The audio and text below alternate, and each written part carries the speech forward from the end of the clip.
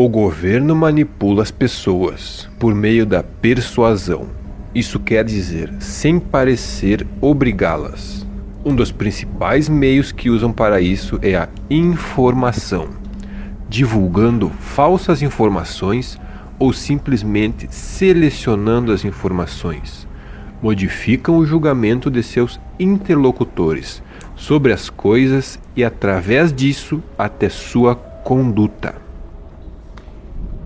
A experiência Trinity foi o primeiro teste nuclear da história, conduzido pelos Estados Unidos em 16 de julho de 1945.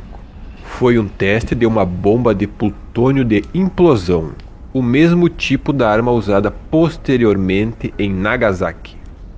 A detonação foi equivalente à explosão de cerca de 20 quilotons de TNT e é considerada como marco do início da chamada Era Atômica. Porém, 37 anos antes do primeiro teste nuclear, um fenômeno semelhante ocorreu. Na manhã do dia 30 de junho de 1908, algo cruzou o céu russo e causou uma explosão 1000 vezes mais forte do que a bomba de Hiroshima. Exatamente às 7 horas, 17 minutos e 11 segundos, várias e enormes explosões sacudiram o silêncio das infinitas extensões das terras montanhosas da Sibéria. Minutos antes, mais de 900 testemunhas oculares visualizaram estranhas aparições no céu da região. Segundo as testemunhas, um objeto cilíndrico luminoso como o Sol passou trovejando de sudeste a noroeste sobre a bacia do rio Tunguska Pedregoso. Com isso, estremeceram as casas do posto comercial Vanavara e em muitos locais foram sentidos os tremores. Os rios Angara e outros ficaram com altas ondas. O objeto mudou sua direção e trajeto várias vezes durante o voo. Testemunhas confirmaram uma mudança de direção sobre Keshma, em direção leste.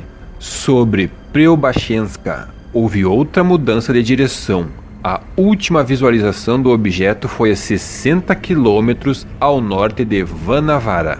Pouco depois do desaparecimento do objeto do campo de visão das testemunhas, o céu se abriu no horizonte e surgiu uma gigantesca nuvem de fumaça, onde teve início uma série de detonações que liberou uma quantidade de energia correspondente a milhares de bombas de Hiroshima.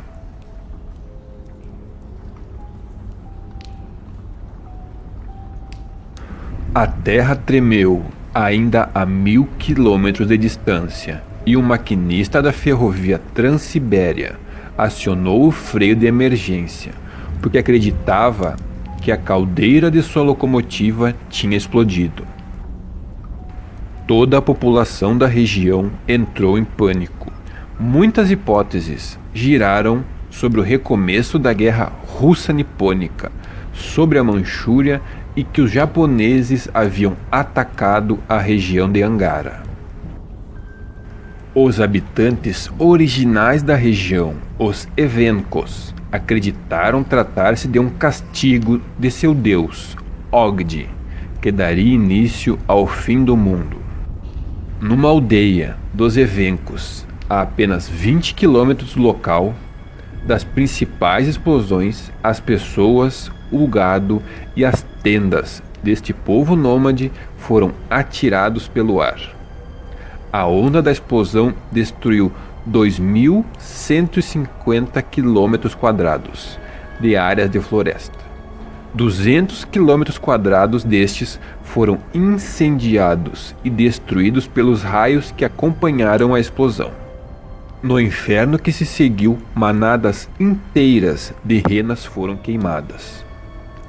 A explosão ocorreu com uma intensidade de uma bomba entre 20 e 30 megatons e originou uma onda de explosão que deslocou-se por todo o planeta, tendo sido identificada nitidamente por observatórios de toda a Terra. os recém-inventados sismógrafos de diversas estações de registro de terremotos, incluindo os de Berlim, Irkutsk, Tashkent e Tiflis, registraram o acontecimento. Aproximadamente 5 minutos depois do registro do sismógrafo, o observatório de Irkutsk, a 1000 km de distância, registrou uma anomalia magnética com 5 horas de duração, que se assemelhou a uma tempestade do campo magnético terrestre, como as que seguem as explosões atômicas. As agulhas das bússolas giravam como loucas e indicavam as direções mais diversas possíveis. Durante algum tempo, não houve mais noite em grandes regiões da Ásia e da Europa. Já a partir de 23 de junho até o início de agosto foram observadas luzes polares incomuns. O acontecimento se deu numa das regiões mais inacessíveis e menos povoadas da Terra. Os jornais das metrópoles estavam cheios de notícias sobre aparições luminosas estranhas, noites transformadas em dia e luzes polares, tudo sendo interpretado como reflexões de poeiras estratosféricas relacionadas a uma erupção na ilha de Iwan Bogoslov, nas Aleutas. O jornal Morgen Post de Berlim, de 3 de julho de 1908, suspeitava inicialmente de anomalias magnéticas relacionadas a uma mancha solar, especialmente ativa naqueles dias.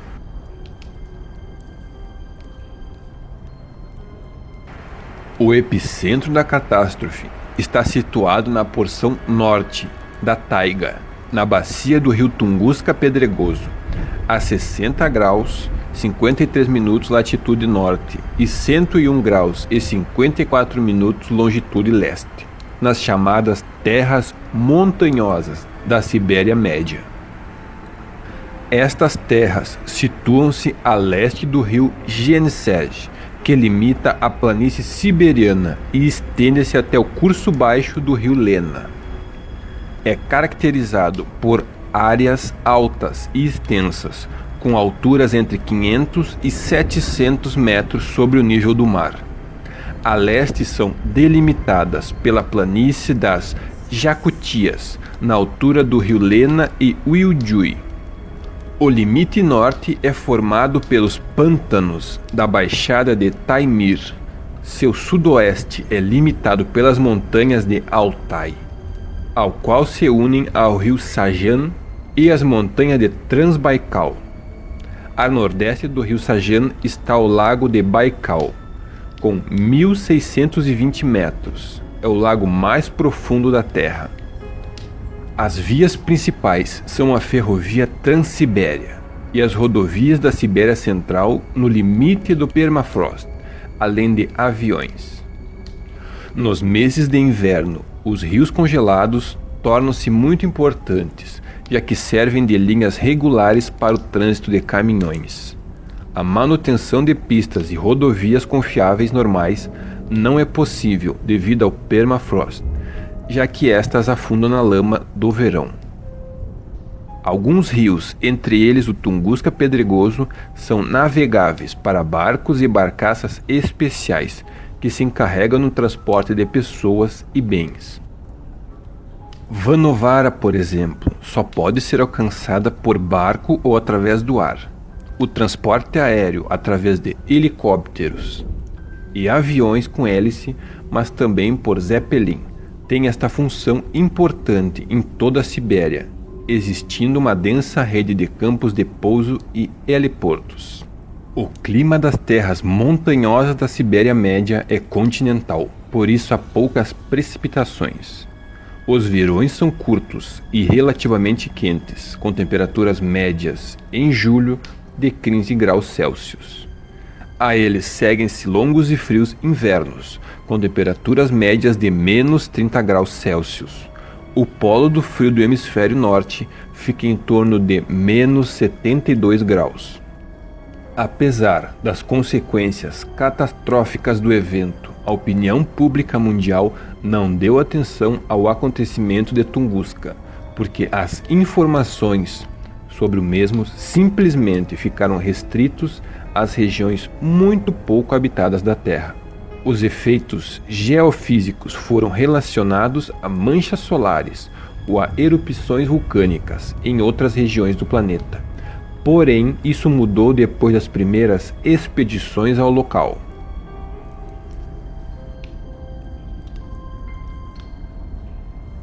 A Rússia daqueles dias era caracterizada por enormes contrastes sociais, conflitos separatistas e tensões pré-revolucionárias. A guerra pela Manchúria transformou-se em um conflito duradouro com o Japão colonial.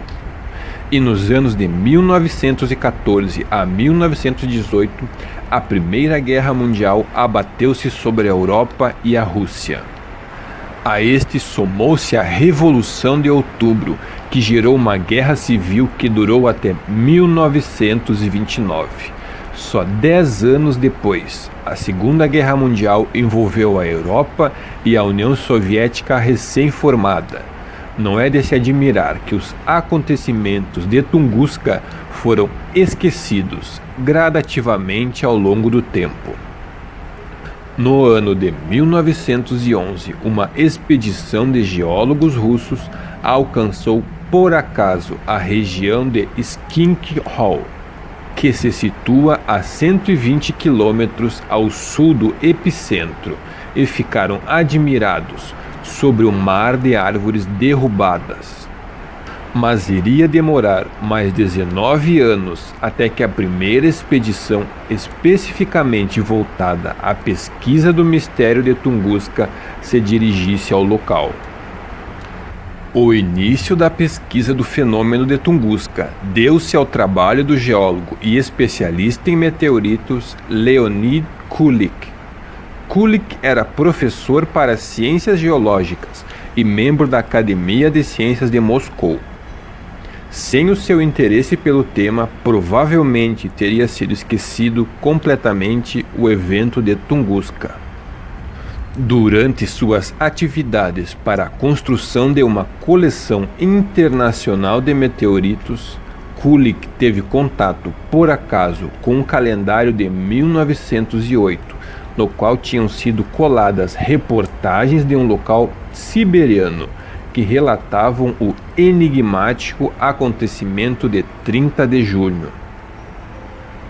Kulik imaginou que poderia se tratar de uma queda de um meteorito e organizou em 1927 a primeira expedição até a região da catástrofe. Após alcançar o posto Vanavara 19 anos depois da catástrofe, iniciou uma inquirição sistemática de testemunhas oculares. Para estas inquirições, Kulik pôde usar as anotações do geógrafo Krasnodar Suslov, que já havia realizado questionamentos e pesquisas um ano antes. De acordo com o entendimento de Kulik, deveria existir em algum lugar de Tunguska uma gigantesca cratera meteórica, semelhante à cratera de Barrington, no Arizona, com 1.265 metros de diâmetro e 175 metros de profundidade. Como os evencos se negavam a lhe mostrar a região da catástrofe, Kulik dirigiu-se por conta própria. Após a realização das inquirições, foi até a região para procurar a cratera meteorítica e o esperado ferro meteorítico. Naquela época, não eram disponíveis na região de Tunguska aviões ou balões para pesquisa naquele local. Por isso, Kulik descobriu o epicentro apenas pouco antes do outono. Chegando até o local, ele teve uma visão fantasmagórica. Milhões de árvores haviam sido derrubadas. Os troncos estavam dispostos no chão, de acordo com uma estranha disposição em espiral. Entre estes havia pequenas ilhas, nas quais a vegetação ficou preservada incólume. Algumas árvores ficaram em pé como postes de luz, mas sem galhos. Outras áreas foram afetadas por incêndios florestais, nos quais as árvores que sobraram mostravam queimaduras em apenas uma direção. Estranhamente, estas direções não seguiam uma estrutura uniforme. Kulik estava perturbado. Ao invés da esperada cratera meteorítica, mostrou-se um cenário que não parecia ter lógica. Além disso, o inverno se aproximava e ele teve que deixar a região. A evolução das coisas, entretanto, deveria ser diferente. Em 1941, a Alemanha invadiu a União Soviética e Kulik foi preso pelos alemães durante a defesa de Moscou. No inverno posterior, Kulik veio a falecer, ainda preso. O grande mérito de Leonid Kulik está em ter levantado outra vez a questão de Tunguska e ter salvo a mesma do esquecimento certo. Foi seu merecimento o registro de dados importantes, fotos, fontes e relatos de testemunhas oculares, a descoberta do epicentro da catástrofe de Tunguska, e que os levantamentos aéreos por ele determinados nos dão hoje uma dimensão exata e também a possibilidade de calcular as destruições daquela época. A Segunda Guerra Mundial terminou com o lançamento das duas bombas atômicas sobre Hiroshima e Nagasaki e introduziu com isso a era nuclear. As 4 nações vencedoras esforçaram-se para a construção de uma força de combate atômica própria. No ano de 1946, um engenheiro siberiano publicou o romance utópico A Explosão, no qual comparou os acontecimentos de Tunguska com a detonação de bombas atômicas na atmosfera e sustentou que um corpo cósmico gerou em 1908 uma explosão nuclear. O livro gerou um intenso debate entre os cientistas da União Soviética. A causa disto residia no fato de que o engenheiro era conhecido como um cientista talentoso que participava da construção do programa soviético de foguetes. Além disso, ele foi participante de uma comissão internacional que inspecionou as catastróficas consequências do ataque atômico a Hiroshima no próprio local da detonação. Era considerado um expert numa época em que o mundo todo, polarizado entre leste e oeste, estava sob o choque atômico. Notável é o fato de que, aproximadamente na mesma época, iniciou nos Estados Unidos um grande debate sobre os OVNIs. Tudo indica que o romance foi interpretado como código para fatos até então secretos, e suas opiniões tornaram-se tão populares que publicou em diversas revistas científicas artigos de fundo no qual detalhava por que não poderia ser o impacto de um meteorito e por que imaginava que uma explosão nuclear na atmosfera teria sido a causa da destruição naquele local. O ponto central de sua argumentação foi a disseminação de ondas de pressão no foco, a partir de bombas atômicas detonadas a elevadas alturas, que explicariam as árvores desgalhadas, deixadas de pé em alguns locais da catástrofe. Efeitos semelhantes ele pôde observar em Hiroshima, pouco antes. Outro esteio de sua teoria é o surgimento de uma tormenta magnética, de duração curta incomum, de apenas 5 horas. Tais fenômenos realmente só foram observados até agora após a ignição de armas atômicas. O mundo científico, a partir daí, iniciou uma disputa onde os astrônomos tradicionais continuavam a partilhar das opiniões de Kulik, enquanto os cientistas mais jovens e os cientistas soviéticos inclinavam-se para as teorias de Kazantsev. Hoje, meio século depois, está claro que o mérito de Kazantsev está na retomada do debate sobre Tunguska, e na contribuição para o reconhecimento de que o que atingiu Tunguska deve ter explodido no ar a uma altura de mais de 6 quilômetros. Demoraria ainda até o ano de 1958 até que uma nova expedição visitasse a região da catástrofe. Foi organizada pelo Comitê de Meteoritos da Academia de Ciências e foi dirigida pelo geoquímico Florensky, chegando à conclusão de que o episódio não poderia ter como causa um meteorito. Florensky era um reconhecido expert em meteoritos, tendo se destacado no resgate dos fragmentos do meteorito de ferro Chicote-Alinsky, cuja queda se verificou na Sibéria do Leste em 1948. Naquele episódio foram encontrados várias crateras, das quais foi resgatado ferro meteorítico, e a região toda estava coberta por gotinhas fundidas do meteorito. Bem diferente mostrou-se a Florensky o caso de Tunguska. Nenhuma única grama de matéria cósmica pôde ser encontrada. O objeto da explosão, portanto, queimou e vaporizou completamente no ar, ou foi retirado daquele local em segredo. Tendo por base as deduções de geocientistas que pensavam como ele, Florensky fundou a hipótese que se mantém até hoje de uma entrada de um cometa, cujas massas de gelo evaporaram completamente durante o impacto, mas que poderiam explicar a liberação de energia entre 20 e 30 megatons. Para a população, a explicação parecia convincente. Foram liberados mapas e publicações, e o caso Tunguska parecia encerrado.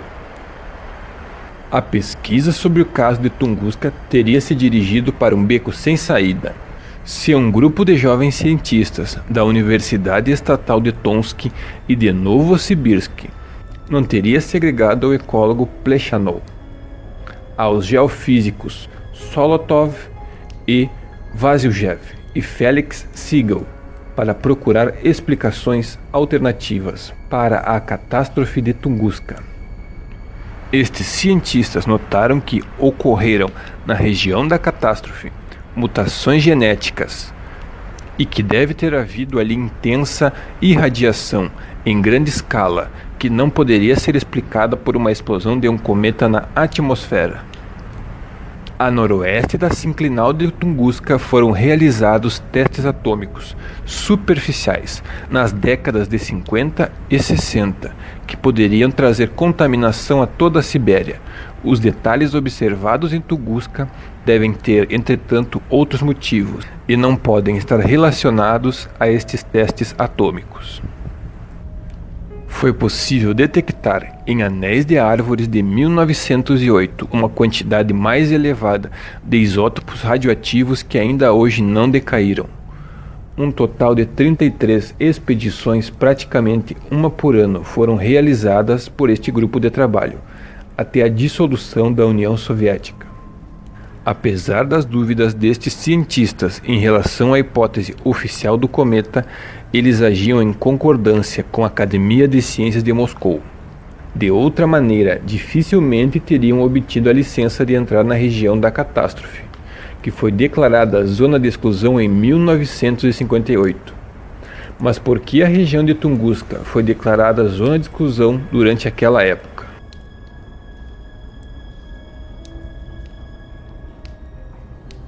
Foram organizados trabalhos sobre anomalias de elementos e isótopos. Kolesnikov e Golensky, investigações de mutações. Plenachou, Dragavzev, mudanças paleomagnéticas do solo. Pesquisado por Bojarkin, distribuição e dimensão das queimaduras por irradiação. Fest e Demin, e correlação dos relatos das testemunhas. Epiktetova, Kurbatsky, Dorosehin, Razin e Kovalevsky. Centenas de estudantes conseguiram a façanha de fazer seus trabalhos práticos de campo na região de Tunguska. Os trabalhos destas universidades siberianas tornaram-se conhecidos e trouxeram muitas dúvidas sobre o que realmente havia acontecido naquele local. Com a dissolução da União Soviética, as regiões individuais ganharam mais autonomia. Como consequência, o status de zona de exclusão da região de Tunguska foi anulado, de maneira que agora também grupos de cientistas do exterior podem ter acesso ao epicentro. Provavelmente apenas poucos participantes e organizadores esperam encontrar em algum lugar um fragmento de meteorito. Mesmo assim, continuamente são analisadas nos laboratórios amostras de solo e de plantas. Uma expedição italiana da Universidade de Bolonha conseguiu em 1991 confirmar aerossóis inusuais no epicentro. Estes precipitaram imediatamente após a catástrofe e foram conservados na resina das árvores sobreviventes. A composição destes aerossóis é estranha, caracterizada por altos teores de cobre, zinco e ouro. Para matérias cósmicas, esta é uma mistura muito diferente da usual e permite concluir com mais probabilidade em processos endógenos. Em 1993 foram descobertos por Kolesnikov em um laboratório em Leipzig uma amostra de turfa, concentrações de isótopos C13, que por outro lado permitem cogitar origem cósmicas. E no ano de 1997, Quanlin e Pei-Shui publicaram suas análises de camadas de turfa, nos quais descobriram uma participação de irídio até 20 vezes maior que o normal. Não se deve ficar com a impressão de que a solução do mistério poderia ser encontrada apenas através de análises geoquímicas.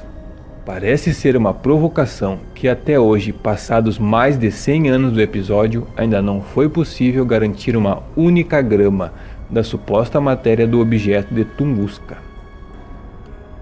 A catástrofe trata-se, entretanto, de um acontecimento bastante complicado e que, aparentemente, adeptos de todas as hipóteses encontram sempre alguns indícios para embasar as suas pesquisas. Teorias como da explosão de um UFO ou de um experimento de Tesla continuam insistindo que vida inteligente foi o causador da catástrofe. Astrônomos e geocientistas, entretanto, concordam que o causador foi um corpo extraterrestre na forma de um asteroide ou de um cometa.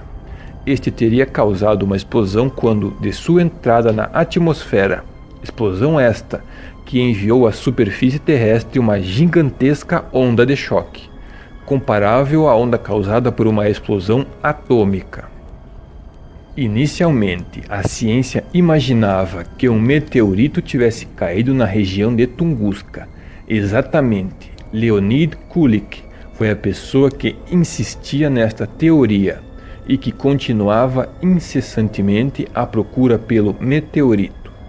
Diversas observações, entretanto, são contrárias à teoria do meteorito. O principal problema consiste na ausência de uma cratera e no fato de que até hoje não foi encontrado nenhuma massa meteorítica. Exatamente, meteoritos destacam-se dos cometas por uma alta densidade e um alto peso específico, que muitas vezes é devido a um alto teor de ferro. Se um material destes tivesse se chocado com a Terra, não teria havido explosões apenas no ar, mas também na Terra. Exatamente como na cratera do Arizona ou também no meteorito de Chikotay-Alinsky, nas vizinhanças de Tunguska. Independente de detalhes deste tipo, existem evidentemente também representantes maiores desta espécie, e estes são chamados de asteroides. Estes alcançam tamanhos de poucos metros até 1000 quilômetros. O asteroide Cannon Diablo, que gerou a cratera de Barrington, tinha um diâmetro de apenas 30 metros e era formado por milhares de toneladas de ferro.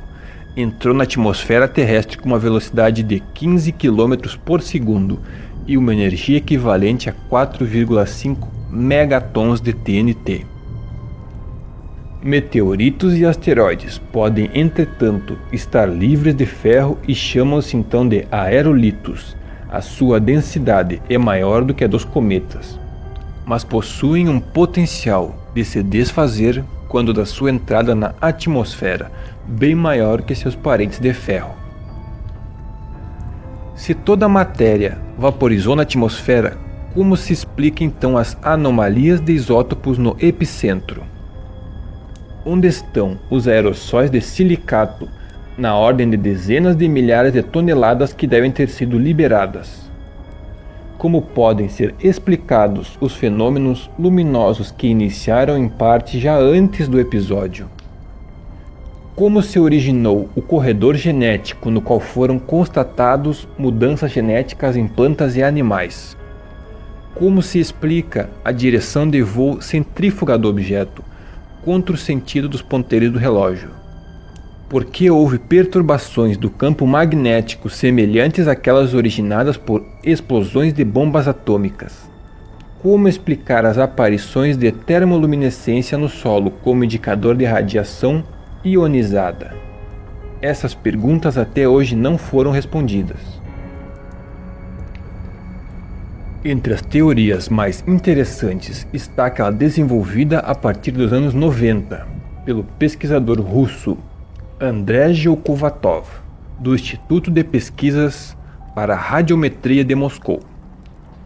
O Kovatov pesquisou as explosões e aparições luminosas que surgiram entre 1991 e 1992 na cidade de Sasavo, a 350 km ao sul de Moscou. As aparições que fizeram surgir uma grande discussão sobre OVNIs foram ocasionadas por processos endógenos, cuja mecânica ainda não foi esclarecida. Centenas de testemunhas oculares observaram aparições esféricas luminosas no horizonte e, em parte, sentiram ondas de calor. Imediatamente depois das aparições, surgiu um raio, seguido de explosões. Exatamente na mesma hora entraram em colapso por perturbações as ligações de telecomunicação da região inteira, rádio e TV. Em residências fechadas explodiram lá lâmpadas incandescentes e recipientes de plástico. No outro dia foi encontrada uma cratera nas proximidades das aparições luminosas, com 30 metros de largura e 3 metros de profundidade. Não foi encontrado nenhum meteorito ou outro tipo de material. Apenas um ano depois, os acontecimentos se repetiram. Estações de medida instaladas neste meio tempo registraram fortes perturbações do campo magnético, assim como terremotos leves. No contexto de suas pesquisas, registrou vários outros relatos, onde o desenrolar dos acontecimentos e a origem dos mesmos era semelhante aos acontecimentos em Savazo. Assim relata casos em 1974, em Arthur's Table, 1978, em Bell Island, Canadá, em 1986, em Negorsk, Rússia, 1990, em Petrovodisk, Rússia, 1993, em Banjalore, Austrália, em 1993, em Zermanovice, na Polônia, 1994, em Cando, Espanha, 1995, em Perth, Austrália, 1996, em Honduras do Oeste, em 1997, na Hudson Bay, Canadá. No jornal The New York Times, de 19 de março de 1907, uma contribuição denominada Wireless Caused Lena Disaster, versando sobre experimentos tecnológicos bélicos que podem ter sido a causa do afundamento do navio francês Lena. Nesse contexto é citado Nikola Tesla, que acreditava ser possível afundar navios através de torpedos de elétrons dirigíveis. Naquela época abundavam os relatos sobre armas elétricas direcionadas à distância e raios mortais que poderiam destruir aviões e matar pessoas. O cronista americano de Tesla, Oliver Nicholson, supõe no seu relato Tesla Wireless and the Tunguska Explosion que o físico, em 30 de junho de 1908, precisava desesperadamente demonstrar o poder de fogo de sua arma energética, para conseguir mais verba para a pesquisa do grupo Westinghouse. A sua intenção era de acertar o Polo Norte para enviar ao conquistador polar Peary um sinal com grande impacto de mídia. Sua arma, assemelhada a um torpedo de fótons, entretanto não teve a precisão requerida, e por isso o impacto registrou-se na região de Tunguska. Correntes de Tesla caracterizam-se por voltagens muito altas, obtidas através de um passo transformador adicional de altas voltagens normais. Mesmo experiências escolares com o uso de um transformador de Tesla clássico permitem observar efeitos luminosos diferentes. Tesla direcionou suas experiências com energia numa direção oposta.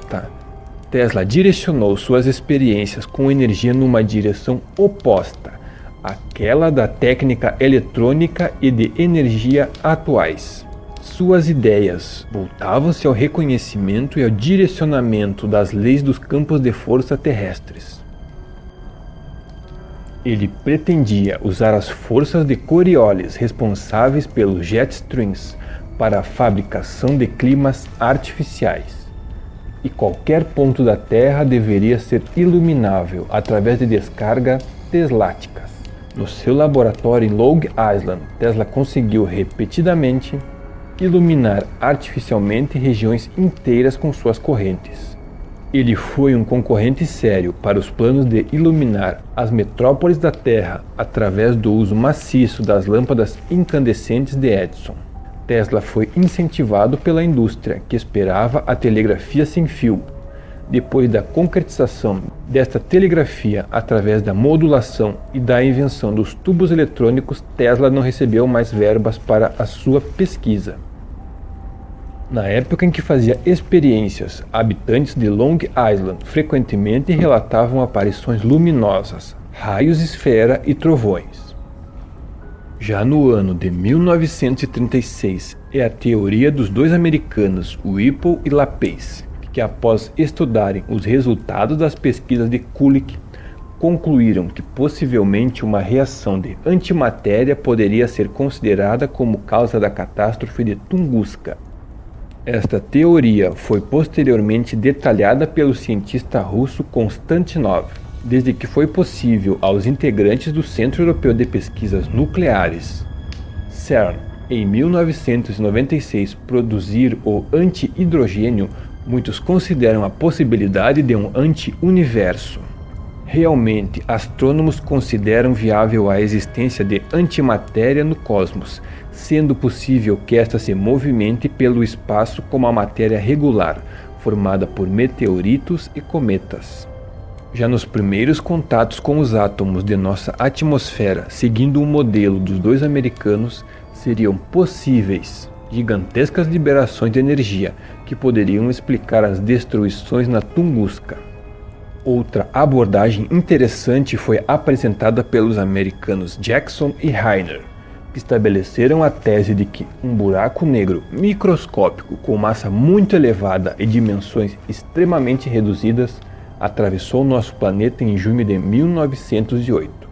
Buracos negros são uma realidade do nosso universo e a ciência estuda sua física há muito tempo. Buracos negros com circulação livre são potencialmente possíveis, mas não há ainda indicações que ratificam este tipo de comportamento. Uma interpretação plenamente pensável foi apresentada pelos russos Dmitriev e Skuraljov, que desenvolveram um método no qual o Sol lançava um pedaço de plasma que alcançou a nossa atmosfera e produziu a catástrofe. A favor desta tese estão as manchas solares observadas no mesmo período, mas a existência desses energóforos ainda não foi comprovada e até agora é duvidoso se um plasma solar destes não explodiria em zonas mais elevadas da atmosfera. Além disto, esta hipótese não pode explicar as anomalias isotópicas comprovadas na região. H. Mason, do Orbital Research Exploration, pesquisou geometeoros e raios esfera, e neste contexto também se interessou por causas militares. Ele exige que a ciência deva considerar a hipótese de que diversos governos estejam testando canhões de Tesla e outras armas de alta energia. Quem sabe até onde foi a evolução do conhecimento dos institutos militares, hermeticamente fechados do mundo todo, em comparação com a vida civil. Não foi exatamente o caso dos aviões norte-americanos à prova de radar, com tecnologia Stealth, que foram considerados positivamente como UFOs durante os conflitos da América Central entre 1979 a 1986, até que sua existência foi admitida durante as incursões na Guerra do Golfo. Seria possível que um departamento de pesquisa secreto, russo ou alemão, tivesse testado a bomba atômica já 38 anos antes de sua invenção oficial? Os evencos são os legítimos habitantes originais da região e eram chamados antigamente também de tungusos. Pertencem à família de povos asiáticos e possuem hoje uma autonomia limitada para a região. Os evencos foram as principais vítimas daquela catástrofe. Na sua religião anímica xamânica, há lugar para diversas divindades, assim também para Agdi, o Senhor do Trovão, que é responsável pelo episódio de Tunguska. Agdi vem à Terra na forma de pássaros de ferro e com olhos de fogo. Quando de seu voo sobre a Terra, origina-se o trovão e seus olhos faiscam como raios. Os pássaros Agdi vivem normalmente no mundo inferior, Kergu, como lá também estão as almas dos feiticeiros das tribos. Estes estão em contato com os pássaros de Agdi e podem pedir-lhes serviços. Até hoje, o fenômeno de Tunguska continua um mistério.